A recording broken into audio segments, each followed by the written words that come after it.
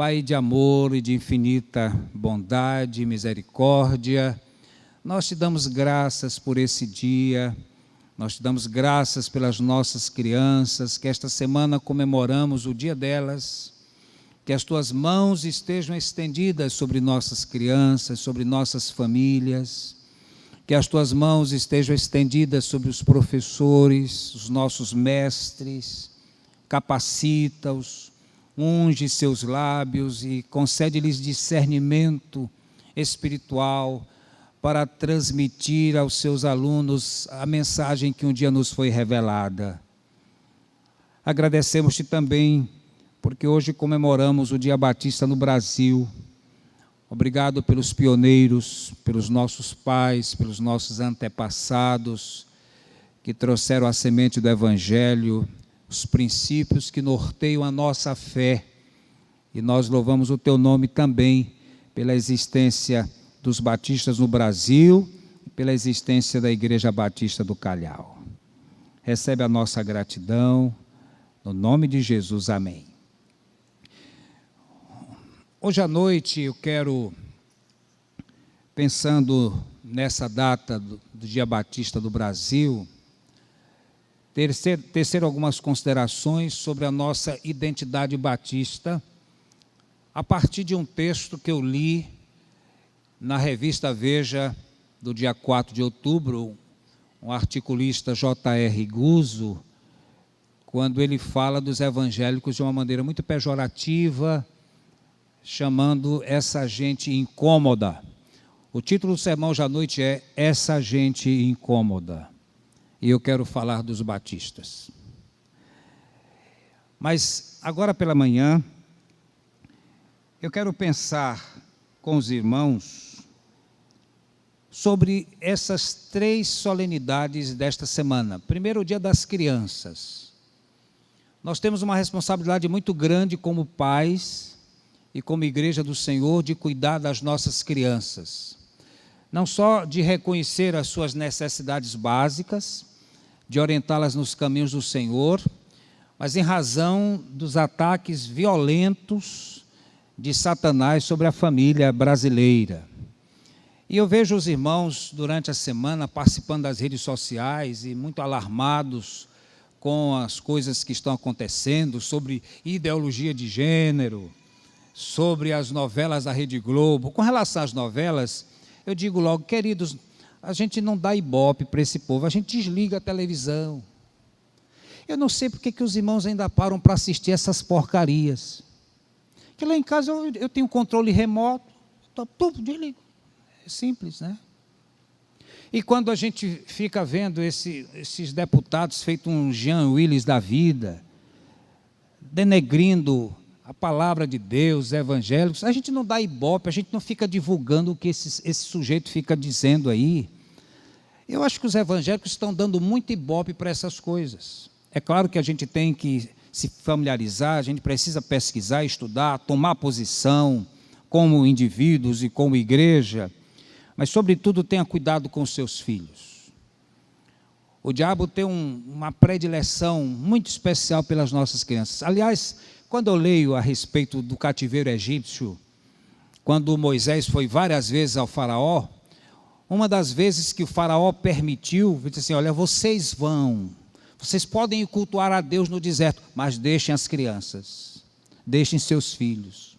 O faraó queria os filhos dos israelitas, e Satanás também.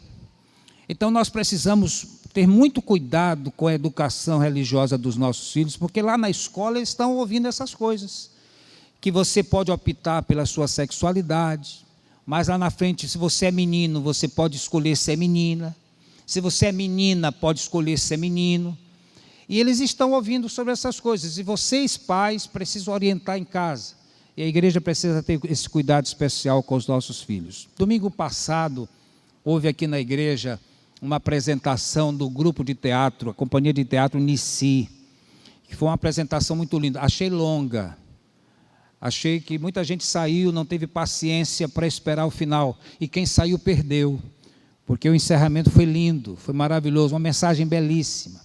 Quem se antecipou, foi embora, perdeu essa apoteose final. Mas olha, eu tive o cuidado lá no acampamento ontem de conversar com algumas crianças e perguntei para elas o que é que elas tinham entendido da peça. Vocês acreditam que elas entenderam? Eu fiz perguntas, isso aqui, e elas foram explicando, elas entenderam perfeitamente aquela peça. Em casa eu perguntei para minha mulher, você entendeu a peça? Eu não entendi nadinha, mas as crianças entenderam. Elas entenderam. E vejam só, essa é a melhor idade para ensinarmos os princípios da palavra aos nossos filhos. Por isso que o sábio diz assim, ensina a criança no caminho em que deve andar, e quando envelhecer, não se desviará dele. Então esse é o momento de ensinar a palavra aos seus filhos. Quando você fizer aniversário do seu filho, ao invés de colocar a música da Xuxa, aliás, a Xuxa já passou, né? Quem é hoje? Anitta. É uma desgraça. Não coloque a música da Anitta. Não ensine funk para o seu filho. E nem ensine para ele que vir para a igreja é lugar para trazer os brinquedos dele. Vir para a igreja é para ouvir da palavra de Deus, os ensinos da palavra, a responsabilidade que os nossos professores têm, mas essa educação começa em casa. É pai e mãe ensinando a palavra aos seus filhos. Esse é o primeiro ponto hoje. O segundo ponto, os nossos professores. Nossos professores têm uma missão grandiosa de Deus. O ensino é um dom espiritual. O Espírito Santo capacita alguns na igreja com o dom do ensino, né? E eu entendo que professor da escola bíblica, líderes de células, precisam exercitar seu dom do ensino. E precisam pedir sabedoria a Deus para que estas verdades que um dia nos foram reveladas, Deus não vai trazer uma nova revelação. O que Ele queria que nós soubéssemos está na sua palavra. E esta palavra é inerrante. E nós, como batistas, ensinamos que não há nenhum livro que esteja, pelo menos, em pé de igualdade com a palavra de Deus. A palavra de Deus é a nossa regra de fé e prática. E os batistas dizem, especialmente, o Novo Testamento. Nós não praticamos o Velho Testamento, mas é a nossa regra de fé. Mas o Novo Testamento é a nossa regra de prática, não é? Então nós ensinamos estas coisas, a inerrância das Escrituras, a supremacia das Escrituras sobre qualquer tradição, sobre qualquer convenção humana. Isso é o que nós ensinamos para os nossos filhos. E os professores têm essa missão de ensinar a palavra de Deus aos nossos alunos. E ontem eu estava lá no acampamento olhando aquelas crianças. E eu sou assim um homem de visão, né? Eu olho para aqueles meninos e fico vendo, ali está o futuro tesoureiro. Aquele ali vai ser o baterista da igreja. Aquele ali vai ser professor da classe da escola bíblica dominical. Eles ficam brincando, eu fico olhando para eles e dizendo, aquele vai ser isso, aquele vai ser aquilo. É a igreja do futuro. E ontem eu estava olhando para eles e disse, quando eles forem tudo isso, onde é que eu estarei? Talvez eu não esteja mais aqui, mas é a igreja do futuro. Se nós não firmarmos essas bases agora, que igreja nós seremos? Que igreja nós seremos? Cuidado com seus filhos. Professores, responsabilidade com o ensino da inerrante palavra de Deus. E hoje, como é dia batista, que nós possamos nos lembrar de alguns dos nossos princípios que nos são extremamente caros. Eu não queria antecipar o que eu vou falar hoje à noite, mas eu me lembro do bispo Robson Cavalcante, que morreu assassinado por um filho adotivo. Robson Cavalcante escreveu alguns livros. Eu li alguns desses livros. E um livro muito interessante, que se alguém tiver aí, traga para a gente ler com os jovens, especialmente da igreja, um livrinho muito interessante chamado O Cristão, Esse Chato. Não sei quantos já leram esse livro do Robson. Só a nossa professora. O Cristão, Esse Chato. Por que o cristão é chato? Então ele enumera essas questões lá. E aí eu estava pensando que nós precisamos ser esses chatos. Olha, os muçulmanos têm os xiitas. E entre os evangélicos tem os chatos. Esses chatos são aqueles que vão além da Bíblia. Eu estava me lembrando de uma palavra do pastor Luiz Saião, que eu reputo hoje como o maior exegeta das Escrituras, o maior expositor bíblico das Escrituras. Ele é pastor em São Paulo e reitor do Seminário do Sul. E ele estava dizendo que uma vez ele estava pregando, ensinando sobre a Bíblia, e falando de Jesus, e o irmão pediu a palavra e disse assim: olha, os crentes não devem tomar bebida alcoólica, os crentes não deveriam ir à festa, os crentes deveriam ser muito sérios, muito sisudos. Aí ele argumentou: mas meu irmão, olha, Jesus foi à festa, Jesus foi a uma festa de casamento, Jesus transformou água em vinho. Aí aquele irmão disse: mas não deveria ter ido.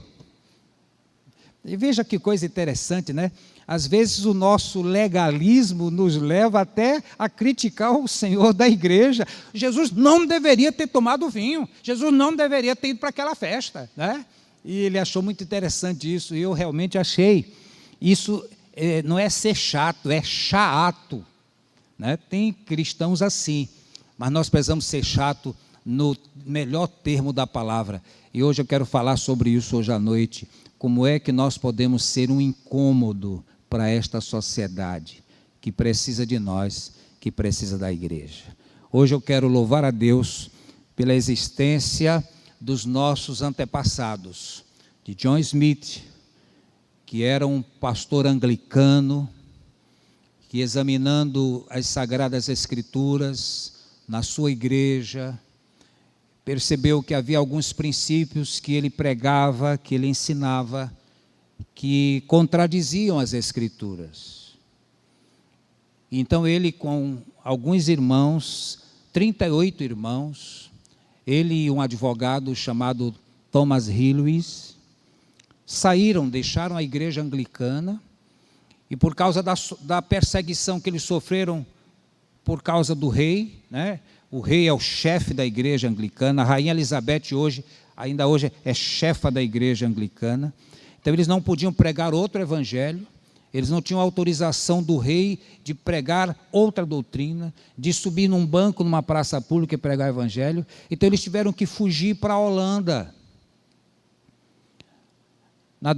No ano de 1603, 1604, fugiram para a Holanda e começaram um trabalho com base nesses princípios que vieram a se tornar os nossos princípios batistas.